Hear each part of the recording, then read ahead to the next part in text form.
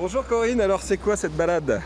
Alors c'est une promenade qui s'appelle Sur les pas de Simone de Beauvoir, puisqu'elle avait des attaches familiales ici.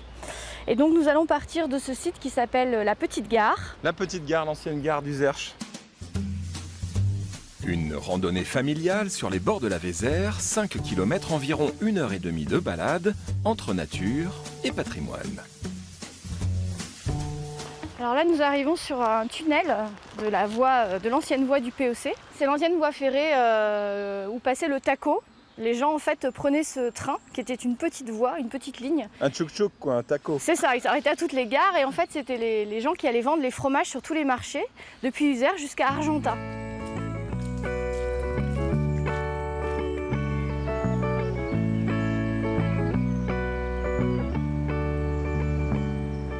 Il y a cette petite plante là qui fait des fleurs roses, qui est le Géranium herba Robert. Et avec cette plante, avant on pouvait faire des médicaments aussi. C'est un anti-hémorragique. On pouvait s'en servir pour faire des crèmes quand on se coupait. Celle-là, vous devez connaître. Alors, il y a cette plante-là aussi qui fait des fleurs jaunes, qui est la kélidoine, qui a un suc orangé, qui est extrêmement acide. Et on peut en mettre sur les verrues.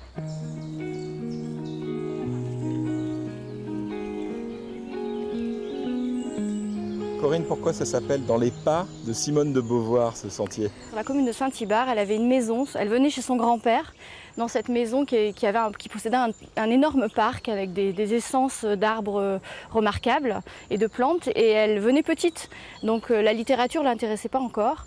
Et elle dit dans ses livres que ce qui l'intéressait, c'est de connaître les plantes, de reconnaître les arbres, et elle profitait de la nature luxuriante qu'il y avait quand elle venait les étés en Limousin. C'est quoi ça? Alors là, on arrive sur la minoterie, qui est une ancienne minoterie. On faisait de la farine. Et là, il y a des kayaks. Oui, parce que c'est une base de loisirs, une base de kayak.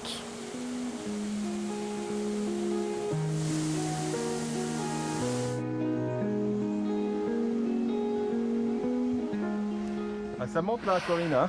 Oui, c'est la rue de l'Abreuvoir. On rentre dans la ville. Il faut savoir que Uzerche était une ville fortifiée au Moyen-Âge. Il y avait des remparts en fait qui entouraient la ville. Et cette porte-là, qui est encore en place, date du XIVe siècle et c'est une des seules portes de la ville qui a été conservée. Il y avait 9 portes à l'époque. Et il faut imaginer qu'il y avait un pont-levis, il y avait une herse qui tombait devant.